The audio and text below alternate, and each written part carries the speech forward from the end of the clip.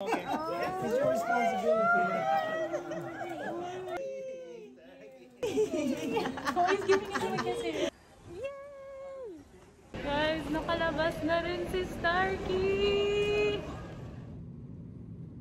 What's up guys? I hope you are all doing fine. So today is going to be a bit of a sit down video explaining how I got Starkey here in the Philippines. Excuse my stuffy nose, I am trying to recover from a cold, but I figured we can do this video since it's a sit down video. I did ask on Instagram if you guys have any tips or advice on how to travel with your dog, and at that time I didn't really know a lot, and now I do. I can confidently tell you guys my experience and my advice and my tips, and you know what to watch out for, what to avoid. So hopefully this video helps you guys. Hopefully it's very informative. Yeah, let's just jump right into it. Also, Stark is here with me. He's just chilling. Oh, and also, as I was saying, I am trying to recover from a cold. So Team Milissa got me flowers. I'm so grateful for them. You like it?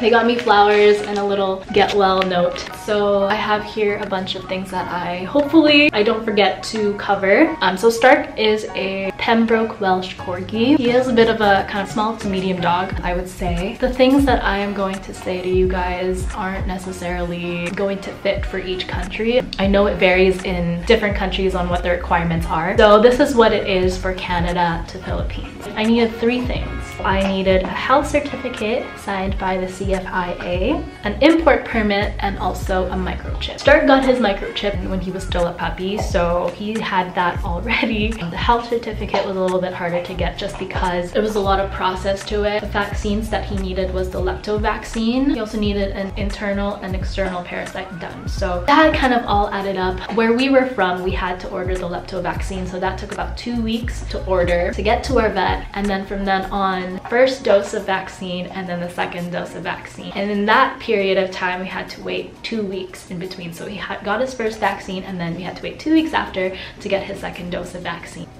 There was a lot of waiting and processing, and we kept calling and calling because we wanted to rush things. We wanted to travel with him. So anyway, that was very, very frustrating. Third thing that he needed was, you want this? High five. Thank you, baby boy. Other one? Yeah, catch. Oh, good boy. Okay, so the third thing that he needed was an import permit. So the import permit we had to get here in the Philippines. So if you search up online, I will put a link down below if you guys want that link. The import permit required you to just fill it out, and then what we didn't know during this process was you needed the vaccines to be done and you needed it to be signed already. When we filled out the form the first try, we got rejected because the thing that we sent out wasn't complete yet. So this was all done online. You have to kind of go onto their page and refresh it because it's not going to email you, or at least for me, it didn't email me back saying that it was rejected or if it was accepted or anything. But more about that. Oh, really? You choose to play with that now? Good boy. So more about that. No! So more about that a little bit later on because I have a little bit of a story behind that. So the next thing is cargo. Cargo. Our situation, we had to get him shipped from our hometown to Toronto. We had to take a Air Canada cargo. So how much did that cost? I think it cost us $541 in total for the cargo itself, along with this bag that he had with it. It's just a little duffel bag, I think, from Walmart, and what they did, I think they just attached it to the kennel itself. And then what I got my friend to do, also shout out to my friends for helping us through this. So what my friend got to do, he got a travel kit from Pet Value, and I will also link that down below, and it has a bunch of stickers like this, and it has metal bolts for the kennel because the kennel does have requirements as well when you put him into cargo. I'm pretty sure it's like this for every airline, but for his kennel he needed metal bolt instead of plastic bolts on the side. So this kit actually has metal bolts to replace the plastic ones in your kennel already. So it has that, and it has, I think, containers as well, like food and water container. So if you guys are looking for a cheap way instead of getting a new kennel, get that kit instead. We weren't really sure putting him into cargo just because I actually was very, very anxious about it. I didn't know if it was going to be safe for him. I didn't know what it was going to be like, but he arrived safely from our hometown to Toronto. He arrived safely safe here as well in the Philippines, so it was fine. Little backstory, Stark is about, he's kind of he's long. I'll show you guys how long he is. He's a long boy. He's a long boy. He's very long. And he weighed 13 kilograms. So his kennel length is 29 inches, width is 22 inches, and height is 20 inches. So that was his kennel size. So what we put in his kennel was things that were in his kit. I put in it's like a crate foam thing. I don't know what it's called, but we put like a little pad in there as well as the peeing pad that comes with it. So we put it in there just so if he does pee, it kind of soaks it up. So what was Stark's experience? I guess I can't really ask him. When we got to Toronto, we were about to leave for the Philippines actually. I'm not sure if he peed from Regina to Toronto. I didn't see any marks on his peeing pad. He did puke though before his Philippine flight. So we made the mistake of feeding him right before we checked in for our Toronto to Manila flight. Luckily, he just puked before he was taken in, so we were able to spot it, clean it up, and he was good to go. Overall, he was fine after the Toronto trip and after the Philippine trip, and that for me is good.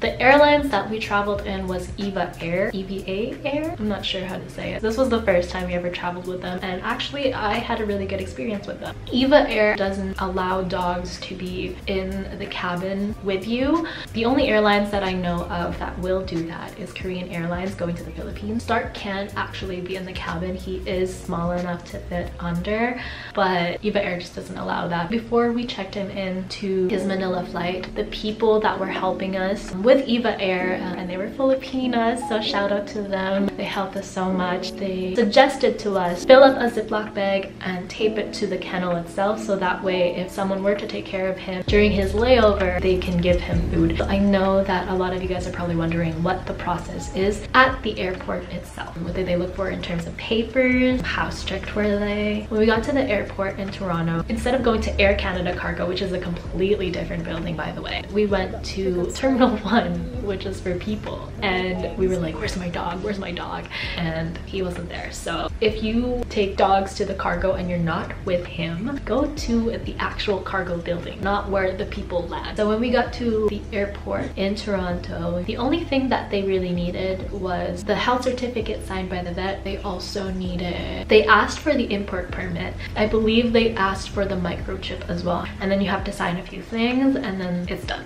So that was kind of the process at the airport. This is the kennel acceptance checklist, by the way. This came with it in the Air Canada Cargo. I'll screenshot this and show you guys somewhere here. They weren't really that strict at the airport, not as strict as I expected. So the vet process, what vaccines were needed. Like I said before, he got 2 doses of lepto vaccines on top of his bordetella, his rabies, deworming. How much did it cost? So the total, I would probably say around $500. That's not including his renewal for his vaccine. So this is just his travel stuff, including the examination, you know, making sure that he's fully healthy to travel. Making sure that he's fully healthy to travel. Like I said before, how long did it take? Maybe about approximately a month to get the whole process of the vet. So if I were you, I would really give it time. If you really want to travel with your dog, give it time, give it about a month or 2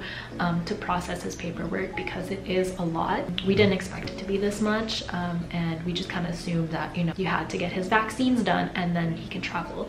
That's not it at all. You still need import permits and you still need to get it licensed. Okay, so the import permit, here's the little story behind it. So we were rejected, as I said before. We were rejected the first try because his vaccines weren't complete yet when we filled out the form. The second time we filled it out, so we filled it out on October 8th, I believe, and his flight was on October 8th. Usually it would take 1 to 2 days. When we were about to check in for his flight in Toronto, it was, I think, for endorsement. I think it was called for endorsement. So it was being processed to be accepted still, and it wasn't for sure accepted yet, which we traveled with him anyway. And when we got to the Manila airport, we were directed to the quarantine department, I think, in the airport itself, and they asked for the import permit, and we showed them the import permit that it was for endorsement still. So what they did with us, they gave us a violation and then we had to pay a fee, and then he was released. So that was kind of how it worked. I'm not really quite sure if it's gonna work for everybody. I really do recommend that you do the import permit ahead of time. We just didn't have enough time for it, so that's kind of what happened. But all in all,